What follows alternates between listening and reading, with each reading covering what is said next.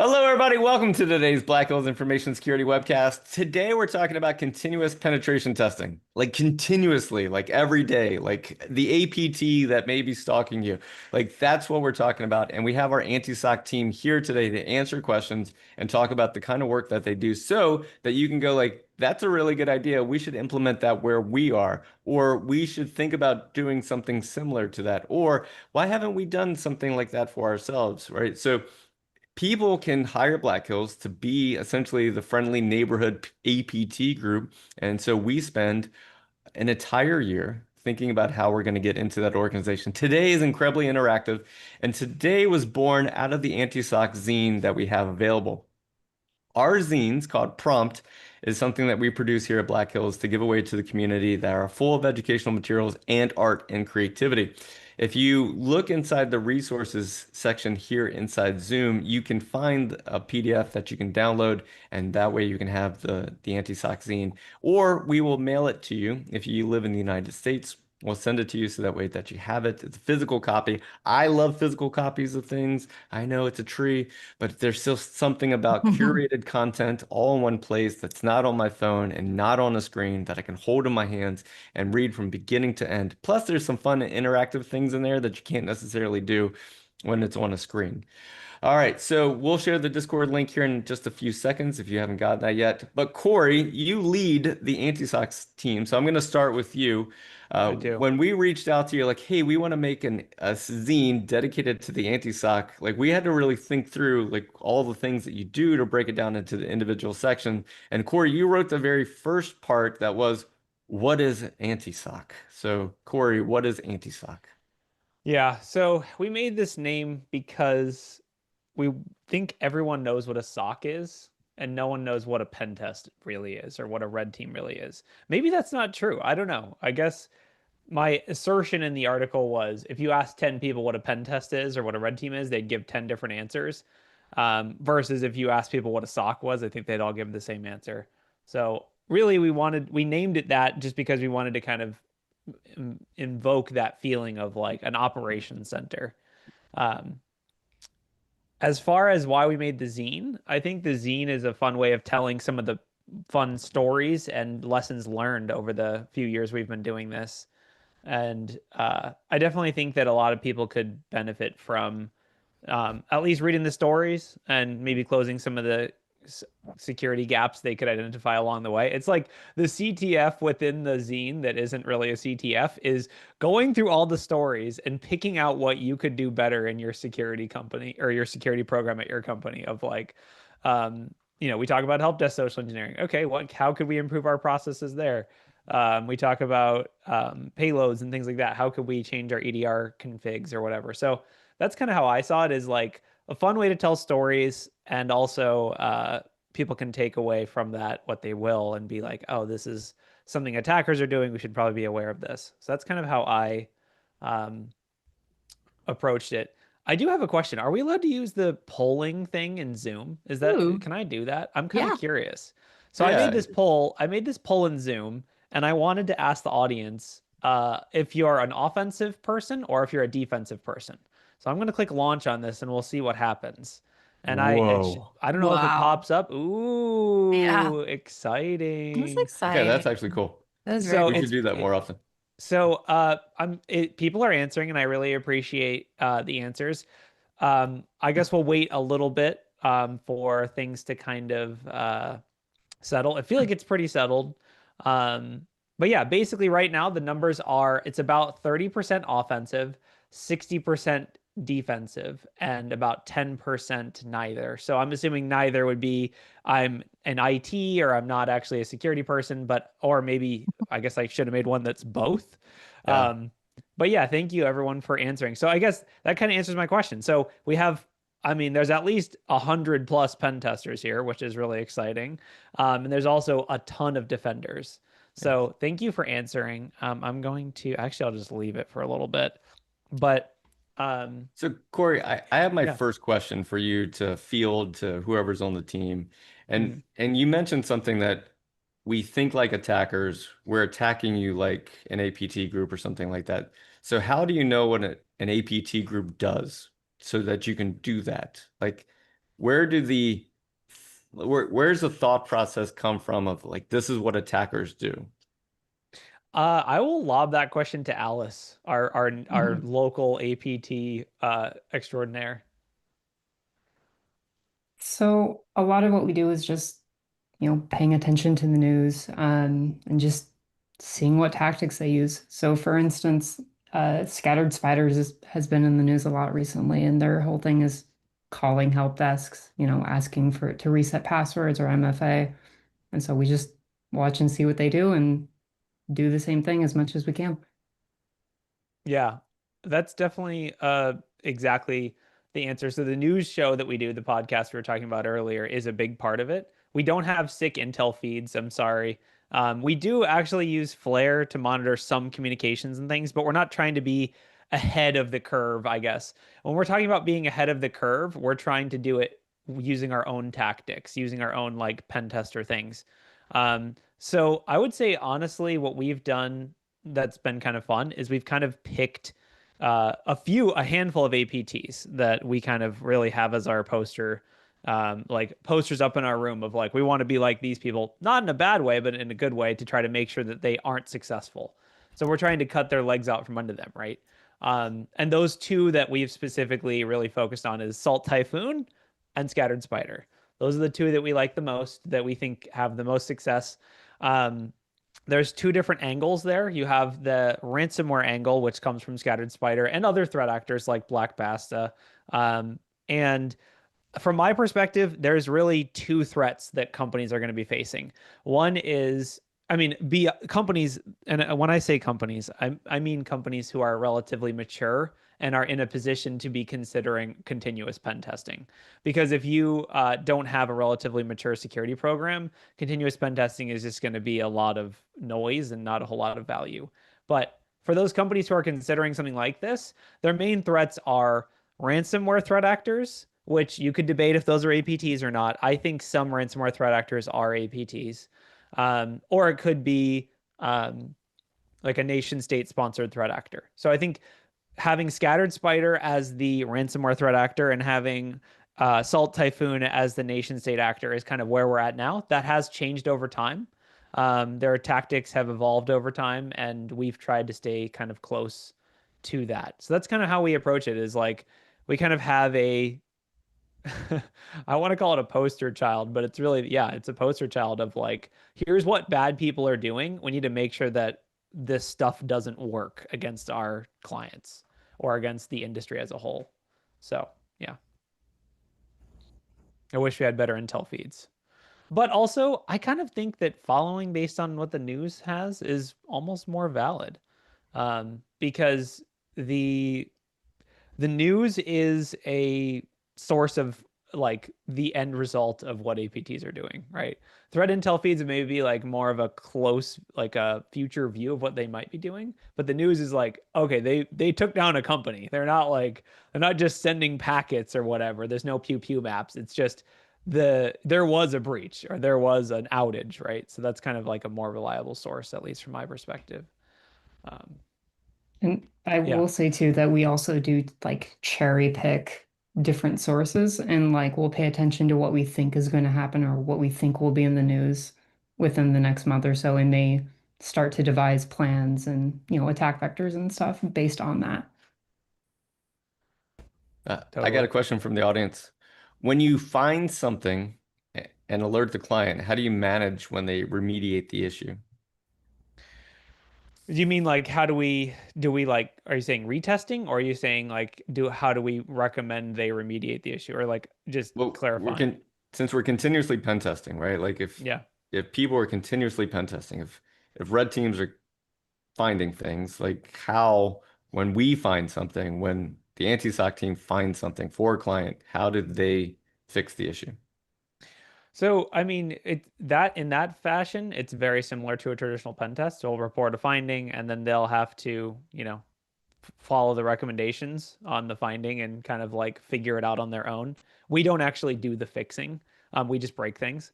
As far as how we assess it, we basically just in most scenarios, we would just wait for the client to respond and then we would test it when they respond. So we would retest whenever they're ready.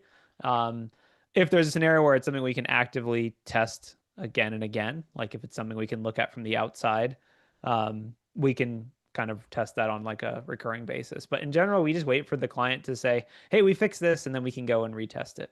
So that's what we do. And obviously, it's designed to be more interactive. Oh, there's some good questions. Myth says, what's the difference between anti-SOC and a private bug bounty program? I would say a private bug bounty program is um, you're going to get people who are.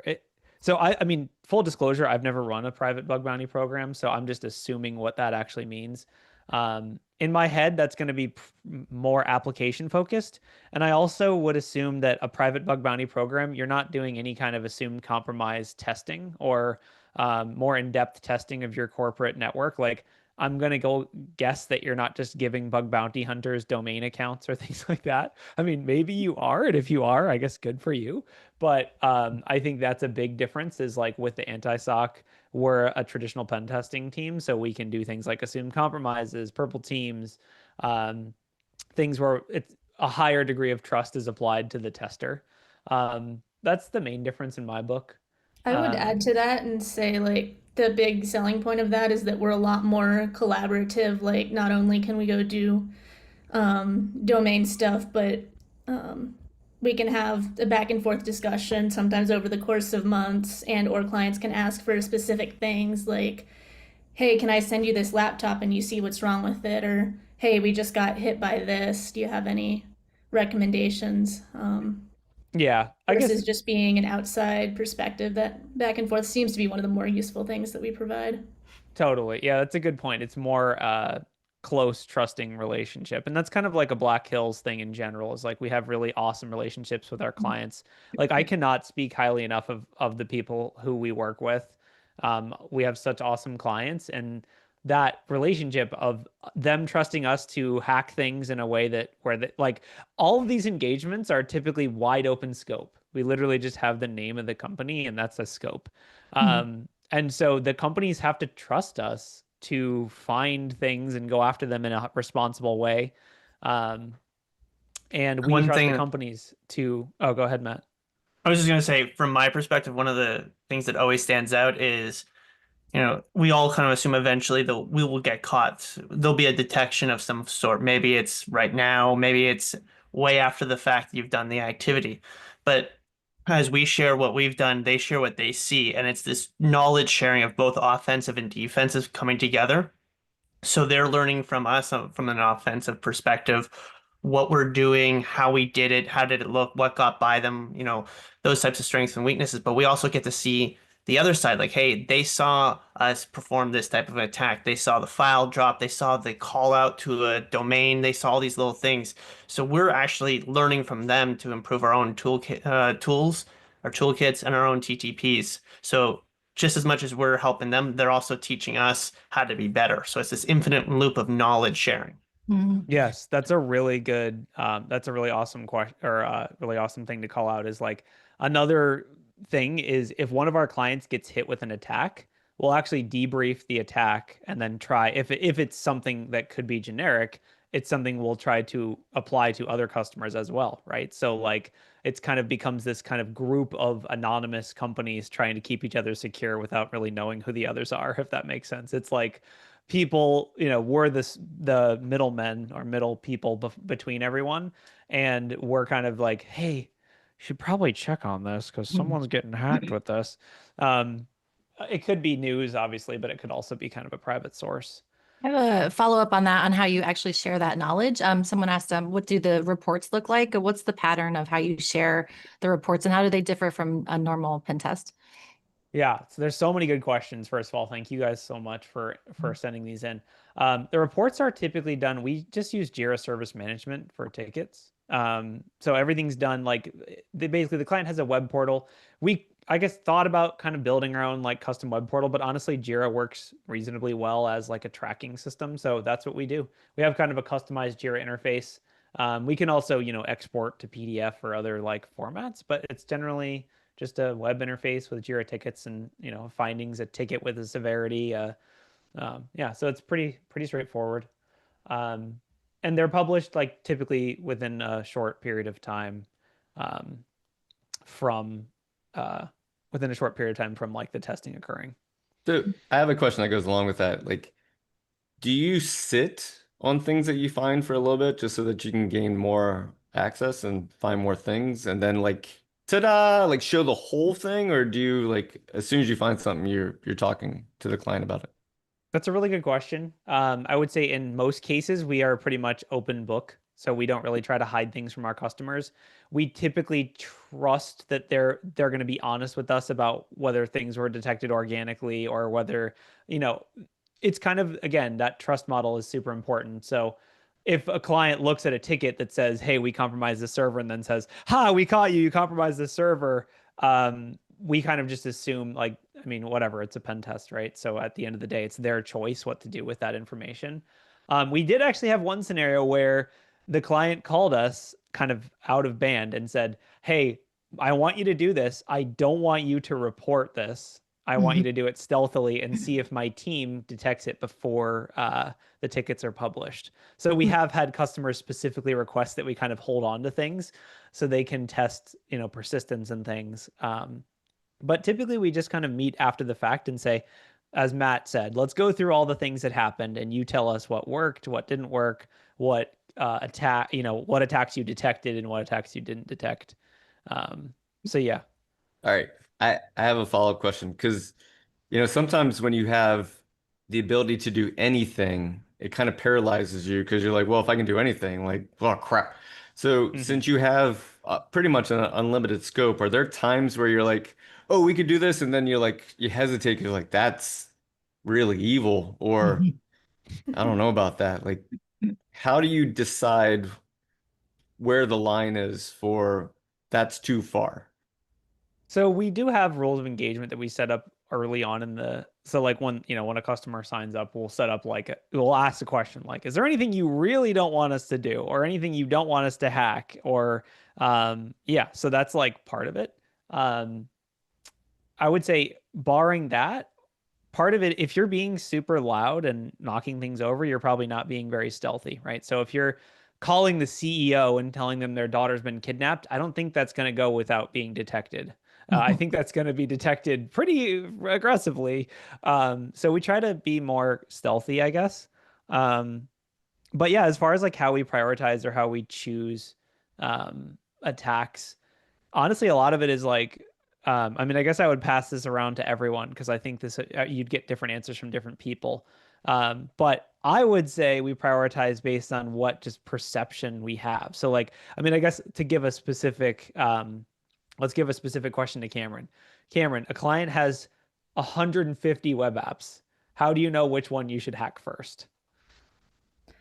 Which one? So we go partially based off of scan results telling us if there's any huge glaring issues like exposed configuration files. And typically, if we find something like that, if there's one problem, there's probably going to be more problems. So we'll go after those. Say we're looking at a bunch of applications, like black box perspective.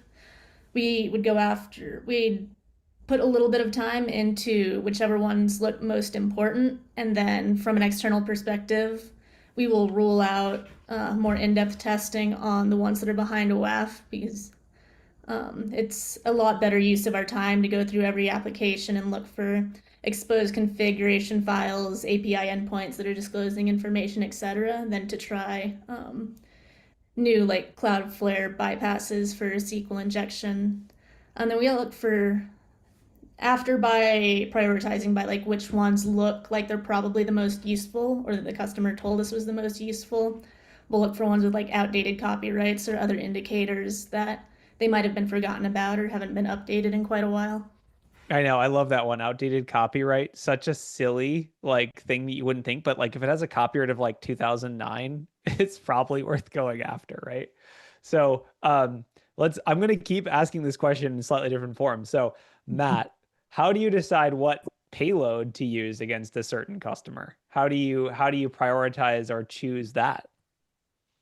Well, depending if we have any previous knowledge or we can use OSINT to kind of figure out what their security stack is, we kind of just assume the worst case. Um, Big believer in assume the worst. If you're prepared for that strategy, everything else is kind of going to be okay. So when you look at it is, have we had any past ops? No. Have, it depending on the rules of engagement, but if it's truly black box, it's pure OSINT and knowledge. You'd be surprised, like, from any type of LinkedIn, you can see, proficient with, this product or, wasn't a brand ambassador or got a certificate from CrowdStrike or, went, vendor relationships and everything else. So it's a lot of gathering information and making a gut decision. But usually when it comes down to it, if you truly don't know, it's like, well, you have to prepare for the worst. So it's like, okay, as you build it, you can't just have a static tool that you just rely on all the time. You'll have to be flexible. So almost being able to assume and know what you need to defend against. So I would say it comes down to really tradecraft and getting the information, whether that's from OSINT, previous logs, or just your gut. Building something Yeah. very custom is important, not just relying on something that you worked 3 engagements ago, or hey, I heard from a bunch of people that if you just do this tool with these command lines, it always works. Like, know what you're doing, know what you're up against, and make those parallels. Totally. Let's see. I guess Zane and Alice, I guess. How do you, when you're looking at like, so Zane and Alice handle a lot of dark web information and kind of help with triaging with credentials, I guess, from your perspective, when you're looking at data feeds and alerts and things coming in from the dark web, is there something that kind of makes you feel like this is going to be a good one, like it's going to be a valid one? Or how do you like, what sort of priority or kind of like gut feeling do you apply to those results? And I guess Alice, you can go first. I would, as much as I hate to say it, there's definitely kind of like a gut feeling that I would definitely go with for some of those. Um, like there's that kind of spidey sense where I'm like, there's something here, got to dig deeper. But definitely overall, I looking for any sort of key credentials for like anything like that's a single sign-on, prioritizing things that look like they have been breached recently. Like for example, if I looked at a alert I got for like a Stealer log or something today and it said it was infected as of yesterday or something, I would be all over that immediately. Mhm. Timeliness is a big one for sure. Zane, do you have a good Yeah, like a thought? something to add on to that is being acting as an APT, we get to handle a lot of the same information over and over again. And we work with the same customer for an extended period of time. So we get to a point where we're recognizing these credentials, we're recognizing these usernames and the domain. So if we see a new domain we haven't encountered before, we know that's probably worth checking out. That's kind of the benefit of working as is kind of emulating an APT is we get to work alongside a customer for a long period of time and we kind of get to learn their environment and adapt to how we attack it a little bit, which Totally. certainly makes things a little better. Yeah, that's a great answer. It was pretty funny. We recently had an engagement where the pen test was detected, and it's not like we were trying to be stealthy, but of course the pen test was detected because it always is. And the MDR or whatever, like the company, the third party company that was handling the incident was like, I see you scheduled your pen test to end in 2 years. Is that accurate? So like the company, our client had submitted like a pen test event approval with the SIM or with the MDR that was like starting a year ago, ending 2 years from now. It's like, oh, okay. Like, I guess I didn't realize it was that bad. Um, so that's kind of part of it is like, if you don't know when the pen test is coming or if it's always coming, it kind of makes you better at defending and better at doing incident response because you have to do it more. So, a question I got here is, do you have to have running approval from cloud providers for cloud-based customers? Yeah, so I answered that one in the Discord, but the answer is no. We do kind of warn our customers that we're going to go after anything, and if they have specific approvals they need to submit, that's kind of on them to do so. But when it comes to like Azure, Amazon, GCP, which are the big three, none of those have requirements to submit requests to do pen testing. They have default allow rules for pen testing. So if you're an AWS customer, you're allowed to run pen tests against your infrastructure with no additional approval required. Same with Azure and same with GCP. So in general, the world has gotten a lot better for pen testers to submit approvals. Typically, I would argue if you're paying for a product and you're not allowed to pen test it, you should find a different product. That's just like my general rule of thumb. Like if even if it's a vendor relationship, etc. All that being said, we do respond to and we respond to every single pen test like takedown. If we're running a server or something and someone submits a takedown of that server, we're going to respond to it. We're not just going to ignore it. So yeah, basically that is kind of a, gray area where if a third party provider is like, hey, stop doing this, we will stop doing it. We're not trying to kind of run over people and cause issues. So Someone responded in Discord and said, wouldn't this depend on if it's a private cloud versus public?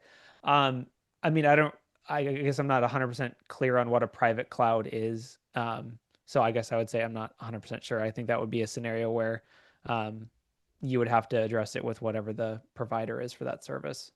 And can you talk a little bit more about scope? I know you said like the scope is just the name of the company, but how do you decide what is actually in scope? Someone asked, is it all web app or all internal, external network? Like, how do you have that conversation? Yeah, it's a great question. So basically we do start with like the company name. We have a whole recon process that we do where we like find their domains and find their tenants and their cloud buckets and all that stuff. The sort of we publish all that information to the customer so then they can go back and be like, oh, definitely don't go after that, we don't own that. We do have one customer or a few customers that kind of just provide a scope like a traditional pen test. They say, we actually can't operate under that. Maybe we have a sister company with the same name, or maybe we have these weird entities. So we're just going to say, we're going to give you a list and you're just going to use that list. And so that's another option as well. And basically, we tend to follow the path of least resistance. So like Cameron said, maybe it's a web app, maybe it's social engineering, maybe it's a payload. Maybe they have a file submission site where you can just send in a payload. Maybe we'll try that out and see if it works. So yeah, basically that's the answer, is that it depends. But in general, we try to put anything in scope and then we try to exploit things that are the juiciest. As far as internal, we don't typically have internal access to all customers at all times. There are some that have provisioned that for us, but generally we kind of operate as an external entity. When we're in an environment, meaning we're like compromised something, we're doing something, we'll go after internal resources, but it's typically not done on like a 24/7 basis, if that makes sense. So that's just because anything on the internet is more of a risk than anything on the inside, if that makes sense, because anyone can exploit it if it's on the internet. So originally when, years ago when you were talking about this, one of the things that we're like, is that if a company gets a pen test in October, but they were vulnerable to something in April, then that was a long period of time. So like a pen test is more of a static thing. This is more of a, hey, if we find something in April, we're going to test it in April. Like, is that still the case? Like, for the people who are deciding like, is this a thing? Or for the people who are like pen testers here are deciding like, should they offer this as a service as well to their clients or others? Like, how is this better for the client overall? I mean, obviously I'm super biased. But I think there's a couple of reasons why it's better. The number one reason is, at least at Black Hills, how we have it set up is that the continuous pen testing offering brings to bear all of the pen testing capabilities that BHIS has as a kind of a mix. So it's not just a web app or just an internal or just an external or just social engineering. It's all of the above, depending on what makes the most sense for the client, depending on what we identify as being a priority. As I mentioned, it is tailored towards external and initial access because those are the high risk things. There's no amount of initial access that's okay. There's no company that's like, well, they only got into some emails, that's fine. So that's kind of one big piece. The second big piece is, like you mentioned, the timeline component. So we don't, if you happen to be getting a pen test when there's a SharePoint CVE, great for you, you got exploited and we saw the impact of it. But what we do is we kind of wait around for a SharePoint CV. Then when it happens, we go and exploit it on whatever customer happens to be vulnerable to it. So it's kind of more opportunistic. It lets us be more opportunistic. We can say, well, this customer has SharePoint and there's a recent CVE, so let's hop on that. Which, by the way, that happened this week for anyone out of curiosity. That was a big one this Monday. So yeah. Can you talk about kind of like your shift? Someone asked, do you work in 24-hour shifts? I don't know the answer to this actually. Like, how do you split up the time? That's a good question. Since we're the thing that happens, we don't really need to cover a 24/7 cycle. We generally work continental US business hours just because that's where we're based. Working off hours sucks, and so I'm not a huge fan of that. So yeah, we basically just work our local hours. We are around to respond to emergencies mainly just to deconflict. If a customer thinks that it's us, if they're getting hacked and they're worried it's us, we'll be around to respond to that. But typically when we're doing stuff, it's during our normal business hours. Ooh. If you don't mind, I do want to answer this question because it's gotten asked twice, and I feel bad that the person had to ask it twice. So someone asked, how do you scale this for all your customers? That's a great question. And if you have an answer, please let me know, because we're currently trying to figure that out for ourselves. Honestly, though, really, we scale it with automation, right? So, it's not fully automated. Obviously, the beautiful faces you see in front of you are manually operating on all customers at all times, or, on individual customers at individual times. Like, all Alice does is pen test. She's not doing other stuff.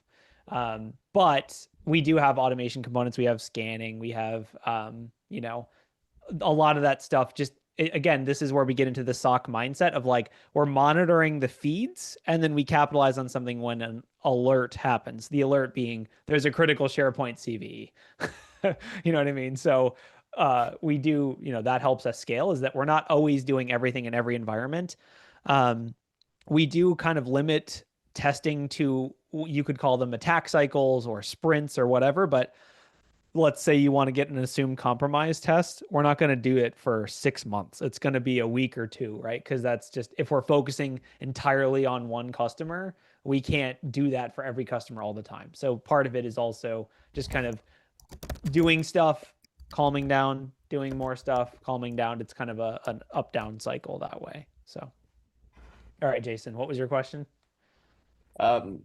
My question was, it was about dealing with third-party SOCs. So if the client has a third-party SOC, like, what's your experience with third-party SOCs, and like, is this creating noise for them? Are the SOCs catching you? Like, what's happening there? Or do the clients mainly have internal SOCs?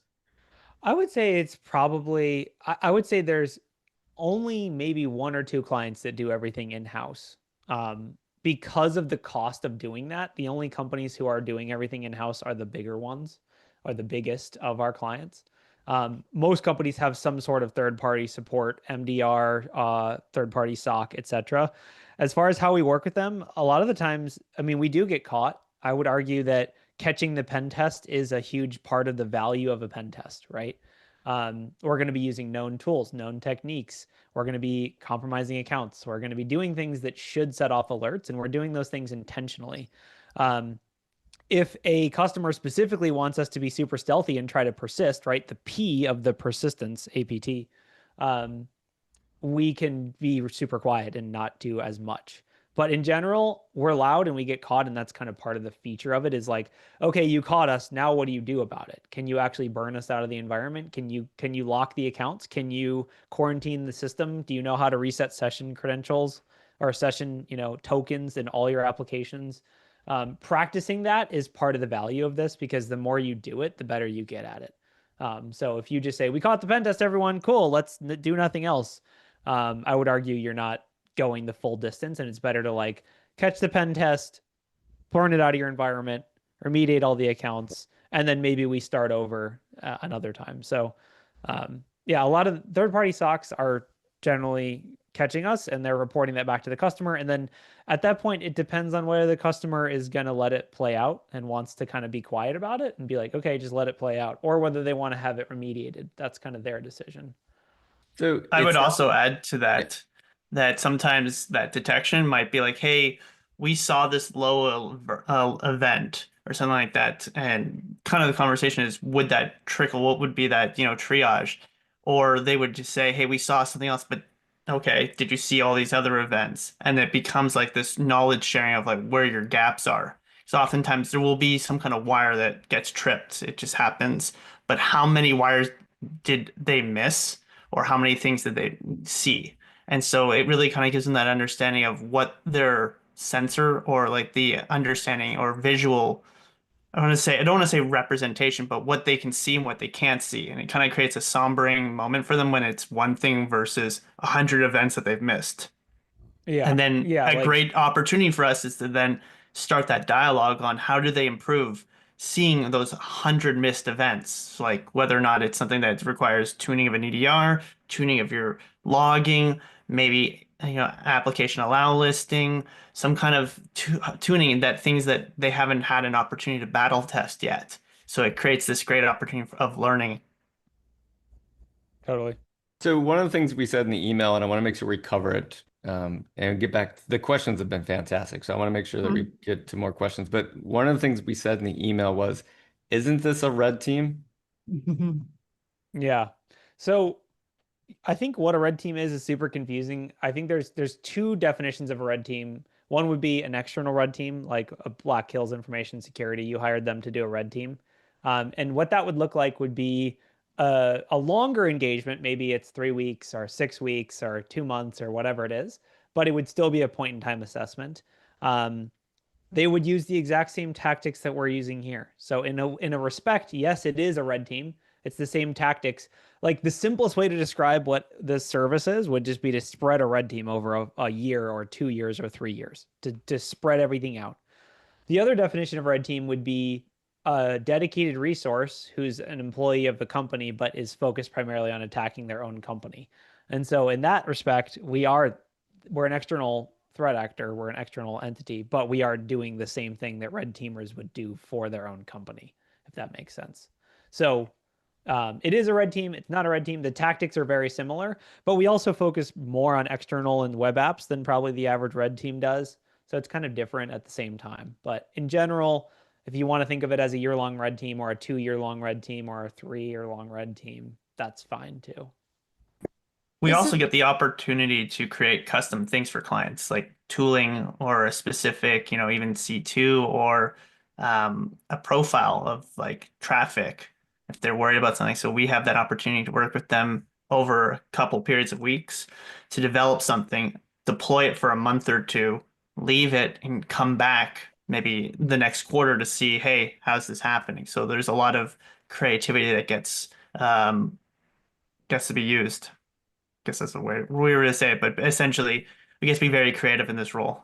Yeah. Yeah, I have a follow-up for the length of time, right? Like if a red team's 3 weeks or 2 months or something like that. But this keeps going for a year, 2 years, 3 years.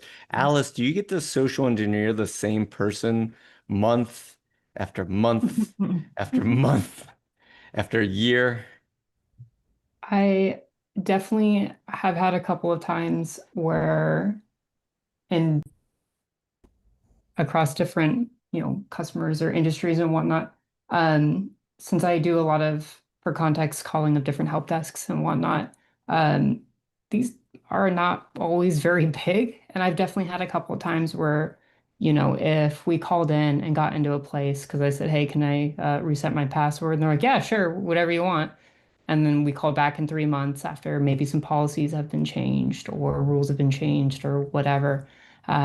I've definitely had times before where we've called the same person. I'm like, gosh, this person's voice sounds really familiar, and I'll go and look, and I'm like, oh, it's the same person. Oh, they let me in again. Okay. Um, yeah, that has definitely happened a few times. I have a little bit of a follow-up question. Gray asked, do customers ever get overwhelmed and paralyzed by the results of a test? And is there a time where the customers get a little bit fatigued with how much you have found and they ask you to like take a pause? Yes, for sure. I would say in general, like it's fine to just pile up findings, right? Like that's okay. There's nothing wrong with a company who has 30 open findings or 50 open findings or whatever. Like if that's how they want to roll with it, that's fine. We also have companies who have a business level requirement to resolve all findings within 30, 60, 90 days, depending on the severity. So for the clients who require everything to be remediated, we try to be more careful about what we consider a finding, how, we communicate carefully with them to be like, hey, just want to make sure this isn't a false positive. Are you sure, we actually didn't detect this or whatever? So that's part of it is like, we understand what our clients want, but I would say like it works either way, right? Let's say you did hire us, we publish 50 findings. You can dig through those findings and we'll just keep focusing on other stuff. There's always more, there's always more to go after, right? Yeah. So I would say like that's up to the company to decide. If you don't have a way of closing or remediating findings, I would argue you probably shouldn't be getting a pen test at all. Or I mean, Yeah. like what is the point of a pen test if you're not going to Yeah. fix anything, right? Is there a time where you're like, you're not ready for us right now? Like you need to, fix some of the basic stuff before leveling up. Definitely. Yeah. Yeah, for sure. I mean, we've had companies that have signed up for ANTISOC and then after the first year, we're like, yeah, that was great, but we're going to go back to traditional pen testing. It just works better for us. And that's totally fine, right? Like this is an and, it's not an or. So, I think in some cases it makes sense to have it and companies benefit from it. But if it doesn't work for you, then don't have it. It's not that's part of it from the very beginning. We had like, we knew that it wasn't going to work for everyone. And so some companies love it. Some other companies are like, it's not really for us. We're going to go back to the old way. And that's totally fine. Can we pivot a little and ask questions about how you decided which article to include in the zine and how you got to those stories? Sure. Yeah, absolutely. And that goes kind of to Gray's question about what's the most unusual tack you've used, i.e. postcards. So I know Michael Allen has a fantastic story in the zine about Amazon gift cards and postcards. I think how we decided to, at least when I was asked, what articles would you want to write or include?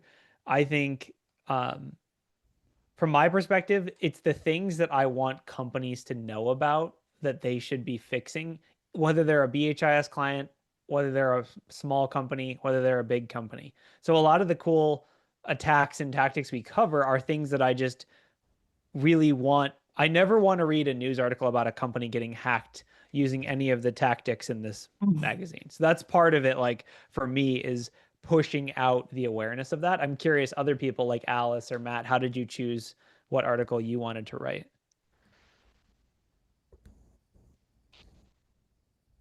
Or it could just be fun stories. Maybe they're just good war stories, right? Alice, would you like to go first?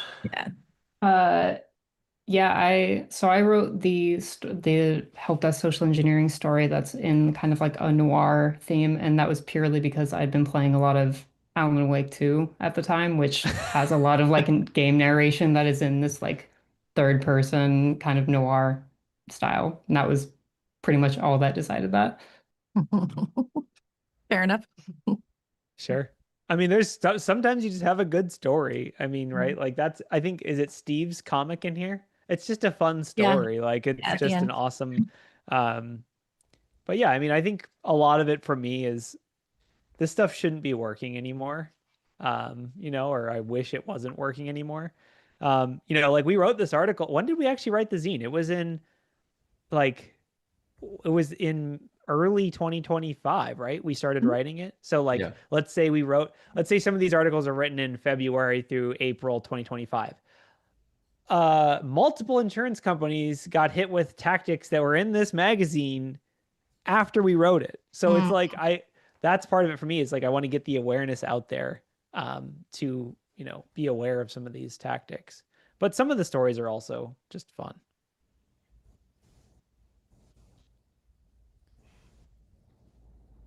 All right, let's take more questions. I'm loving the questions, unless anyone has something to share. We just had dead air for a second, and I almost did. All right. Do you start continuous pen testing really noisy, and then you want the clients to feel good about catching you, and then you get stealthy over time? We start externally. So we start like primarily with external and initial access stuff. And so I would say, from some people's perspective, that might be considered noisy, but I think you actually might be surprised at how many companies have no logs coming in off their web apps that they're doing anything about, or that can't.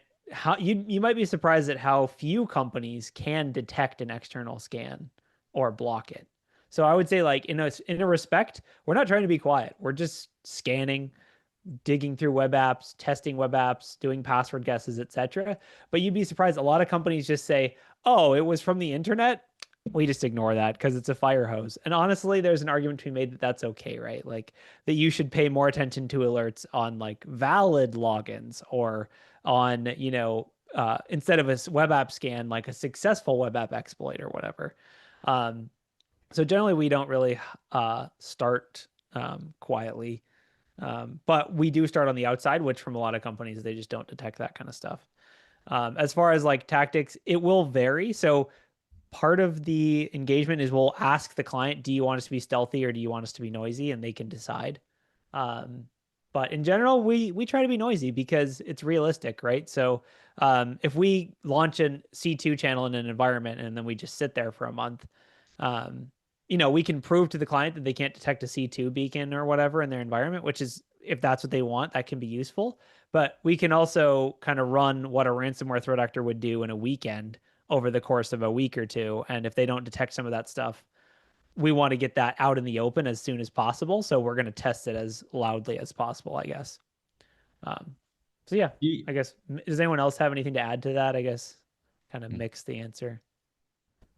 I would say as part of like emulating tactics or threat actors, like again, to go back to Scattered Spider or some of these other groups, like they're not quiet for the most part. Like some of them, maybe once they're in, will try to be a little bit quieter, but most of them are pretty noisy. So we will do the same. Correct. A ransomware threat actor is going to blow your SIM out of the water. Like it's going to be the loudest thing you've ever seen. So not that we're trying to be that loud. We're definitely not trying to be like, I mean, there are nation states and like, the example of Salt Typhoon. They're pretty quiet, but also, I would push back on any client that says, "Oh, well, you weren't quiet enough." I would say any threat report you read about an APT is because they got detected. So if you're reading an intel briefing about it, it's because they got detected. So you can't really say, "Oh, well, these people don't get detected" or whatever, because if you're reading about it, it's getting detected. So, Corey, I want to bring this back to, one of the things that we like to do at Black Hills is teach other people how to do what we do so that they can do what we do. So if you were going to start a continuous pen testing service again, starting from scratch, because at some point you were like, hey, we should do this. So what was the process of getting this started? If somebody wanted to start this themselves, what's it look like to start a continuous pen testing service? Step one, find a team of hackers. That's probably going to be the hardest or easiest part, depending on how many people are job hunting right now. Step two would be just come up with a system for how you're going to report that information to the client, right? So we chose Jira, but you could also build your own portal or use whatever web app you want to use. Or you could do it in Word docs, however you want to do it. Step three would be figure out your TTPs, right? So a lot of the TTPs that we use are kind of evolved out of red teaming TTPs, right? When I say TTP, I mean tool, tactic, procedure, meaning like what commands do you type? What tools do you run? And I guess that would be the next step. And then hopefully develop some new tactics and then basically just figure it out as you go. And there you are said other offerings out there too that you could kind of steal from. You said find a team of hackers. Like, is Cameron specialized in a thing, and Alice specialized in a thing, and a Zane specialized thing, and a Matthew specialized in a thing? Like, is that what you're looking for, or how do you assemble this team? It's a good question. I would say we do have specialties. Yes, Cameron is an excellent web app tester, but Cameron's also just a good hacker, so she can go after physical stuff even, or pretty much anything you throw at Cameron, she's going to figure it out. And that's the bulk of the team is people like that, right? That would apply to Alice, that would apply to Matt, but there are people that, Matt's a good example. He has a specialty in like EDR unhooking, bypass techniques, payloads, stuff like that. So I think having, a a variety of specialties is a requirement, right? Like, but people who are just smart and can learn things quickly, that's really the core of what a pen tester is the ability to learn on the job and figure things out. Because no matter how much you know in security, you'll always find something you don't know pretty quickly, and you have to be able to react to that. So if I was building my team, I would just pick people who could learn quickly and go from there. And to add on that too, I think not to sound like at the risk of sounding like I'm sucking up to my boss here on stream, like I think one of the things that's made us really successful as a team too is that we have a good team culture and are all very friendly and supportive of each other. Um, all of us are very happy to help support, you know, everyone else and where there's knowledge gaps or like, you know, if we get initial access on someone outside of like an assumed compromise or something, everyone jumps in together to, you know, take advantage of any opportunities or anything like that. So, And and that's I the think that hard really has thing. helped. To go off of that, the hard thing about having specialties is you have to know what specialties you need and then have that person like readily available. And because we have that team culture, like you said, we can, if we're working under times constraints, like we just got a password, you can call up the web app expert or you can call up the EDR bypass expert and have a like a whole attack chain using like 3 different people's skill sets within a 8-hour timeline. Yeah, and that's how APTs operate too. Typically there is actual exchange of money between like the different steps. Like there's initial access brokers who work primarily on gaining initial access and then they sell those accounts to other people. So we kind of are the same, right? Maybe we have Michael Allen's a great example. He's a initial access broker for the team and he just goes out, gets initial access and then hands it off to other people for post exploitation. So like that is something we do, is like kind of hand things off. Yeah, there's a few awesome questions. There's so many. Mhm. Someone Can- asked about like how we acquire clients, and I guess I would say like this is how we acquire clients. um, no, I mean genuinely a lot of, I would say we have an even split between clients who are looking for this service specifically and come to Black Hills and ask about it, and we also have clients who we've been working with for years and who are like, the pen tests are boring, let's make them more interesting. And so that's a good way to make them more interesting. Can you talk a little bit more about the honeypot question and if it's easy to determine that they are, and if you can tell if someone's attended John's cyber deception active defense class, how often do you Yeah, find that? that's an awesome question. So someone asked, like, do you get caught in honeypots? Do you go after honeypots? Mhm. I would say for the customers we have that implement them, they almost work, they work really well. Once we identify them, we can kind of work around them. But in general, the companies that have them, they're pretty effective. So the two that we've gotten caught the most would be an internally having a device that if it gets touched at all, that's an indication that something bad is happening. That's a pretty good one. So like as an example, we had one client who had a honeypot, an SSH service honeypot, super simple. And we were doing SSH password guessing internally. And so they caught us that way. Which that SSH password guessing internally is something that most EDR tools or other, like, SSH is not a service that's typically monitored very closely. So it was a good way to detect something on a service that isn't typically detection forward, I guess. The other example was just some publicly exposed things that were intentionally made to appear weak. And so we kind of wasted some time going after those. And then the client was like respectfully being like, hey, this is a honeypot. You guys can dial back. You guys can dial back the hacking attempts on this site that is clearly not. But it was a very juicy looking site. It was like a publicly exposed router control panel, right? So it's Copyright like, like 5 years ago too. yeah, and like with a bunch of known CVEs and things, and we're like, Mhm. ooh, but then turns out it's a honeypot.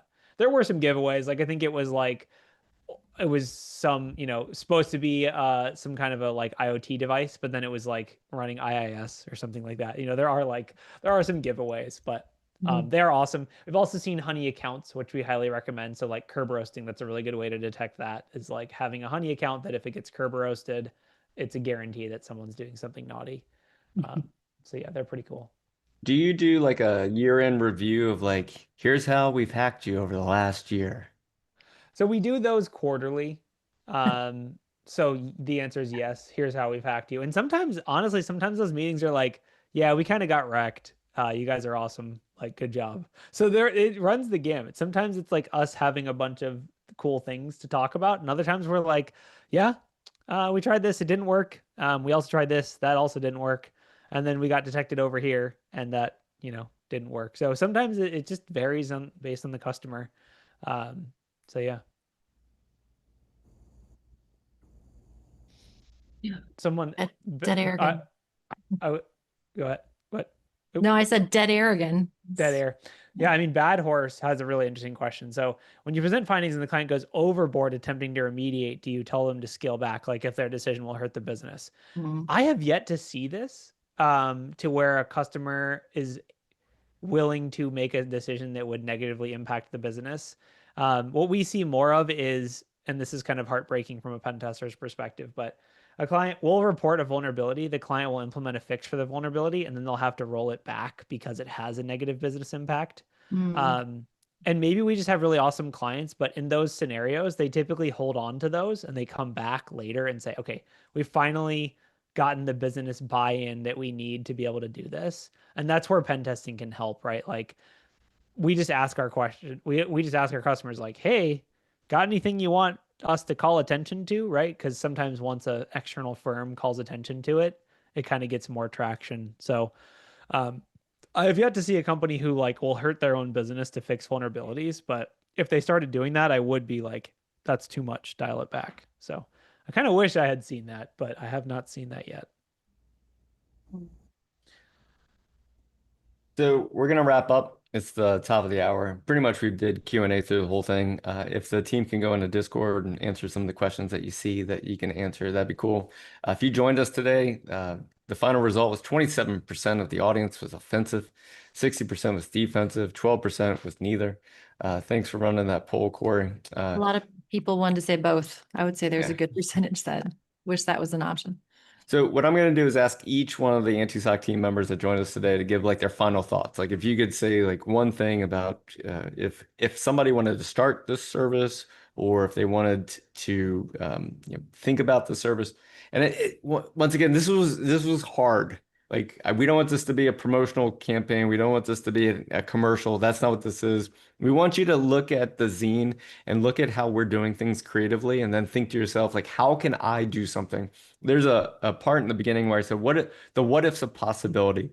And so when you're looking at what this team has done, like that's what they do every single day. Like, what if this? What if this? What if this? What if this? What if this? And so as we finalize today, that's what we hope you take away from this and hope you take away from a lot of the webcasts that we do is like, what if I do this? Because we don't want you to ever feel stuck. Like there's no getting stuck in security, no getting stuck in your job, no getting stuck in life. There's always a what if, a possibility. And so we wanted to like tap into that creatively inside you so that you could do the things that we get a chance to do so you could do them yourself. So to wrap up everything, Cameron, what's something that you would like to share? Oh, I don't know. To me, the most important things are having it be a team effort, as well as good attack surface discovery and good data management. Alice, yours? Think about scaling from the beginning. Oh Matt? man, I wish I could do that. I mean, I was gonna say teamwork. I mean, I feel like that should be echoed twice because of the fact that without having a great team of diverse skill sets and people who work together hand over hand, this really doesn't come together as well put. But I would say information, being able to get the information and be able to use it in a proper way to help clients. Yeah, Corey, if I could change yours, what was the pitch like when you said, let's do this? What was that like? Um, I mean, honestly, the pitch was super simple. It was just red teams aren't long enough to effectively be realistic. That was really the pitch. It's like, John Strand, how do we make red teams longer? And then here we are. So I'm a legacy red teamer. That's where I came from. And so that was my perspective, was just like, these are too short. I was just gonna get the hacks done, and then it ended, and it was sad. So it's pretty simple, but All right. And then Zane, what are your thoughts? I'd say being able to use resources, coworkers and stuff is just the most important thing. Being able to go and contact somebody who you know is just the de facto expert on something, who's written tools on something, is just incredibly useful and really helpful here. So I think the main takeaway here is like if you work at a pen testing company, go to the owner of the company and say like, hey, we want to start this service and I want to take this person and this person and this person and this person because think they have the skills to develop into a team and then we're going to make this thing and it's going to be awesome. I feel like that's the takeaway. All right. Deb, what are your final thoughts today? Oh boy, final thoughts. I kind of wish Michael Allen was here to talk about his postcard campaign. That's one of my final thoughts. And second is just thank you for joining us. We realize there is so much noise out there and that you want to hang out and listen to us talk about how we can continuously hack you for an hour is it's a gift. So thank you for tuning in. That's it. Yeah. My final thoughts are this. Over 2,000 of you trusted us enough to go to a website called the Spearfish General Store from a link, and then you put your address in, and then we mailed it to you, and it's full of QR codes. That amount of trust will never, ever be taken for granted. So thank you for trusting us enough to click the link, to go to a store that looks so fishy, to order something that seems too good to be true, and then have it mailed to you. We appreciate that, and we're not going to take that trust for granted. And we appreciate you spending your time with us today. And if you didn't get your zine yet, go ahead and sign up. And if you didn't get it digitally, you can go ahead and download it from here. And we appreciate you, and we'll see you next time. Thank you so much for your time. All right, everybody, that's it. Bye-bye.